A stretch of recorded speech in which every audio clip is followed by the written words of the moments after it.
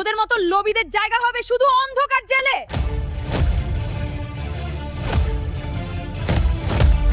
শহরের একটি ৫তলা ভবনের ছাদে অবৈধভাবে হাজার হাজার লিটার অকটেন মজুত করে রাখা হয়েছে এমন গোপন সংবাদ পেলেন জেলা প্রশাসক মনিকা। ড্রোন উড়িয়ে দেখা গেল ভবনের ছাদে সারিবদ্ধভাবে সাজানো রয়েছে বড় বড় পানির কন্টেনার, কিন্তু সন্দেহ ছিল ওগুলোর ভেতরে পানির বদলে অন্য কিছু লুকিয়ে রাখা হয়েছে। মুহূর্তের মধ্যেই অ্যাকশনে নামলেন মনিকা। পুলিশ ফোর্স নিয়ে সিঁড়ি বেয়ে সোজা ছাদে উঠে গেলেন তিনি। একটি কন্টেনারের মুখ খুলতেই দেখা গেল লাল রঙের অকটেন। পানির আড়ালে চলছিল এই তেলের অবৈধ কারবার। ভবনের মালিক পালানোর চেষ্টা করলে মনিকা নিজেই তার কলার ধরে ফেললেন এবং একটি কড়া থাপ্পড় মেরে বললেন, আইনের কি কোনো ভয় নেই তোর? এই সময় ৫-৬ জন যুবক মনিকাকে চারপাশ থেকে ঘিরে ধরেছে। শুরু হলো বিধ্বংসী লড়াই। মনিকা একাই সেই ৫-৬ জন যুবককে লাথি আর ঘুষিতে ধুলোয় মিশিয়ে দিলেন। তিনি গর্জে উঠে বললেন, সরকারি সম্পদ চুরি করিস? তোদের মতো লোভীদের জায়গা হবে শুধু অন্ধকার জেলে। মনিকা হুঙ্কার দিয়ে বললেন, মানুষকে জিম্মি করে ব্যবসা করার ফল হবে ১০ বছরের জেল আর ১০ লাখ টাকা জরিমানা। কোনো মাফ নেই। তিনি নির্দেশ দিলেন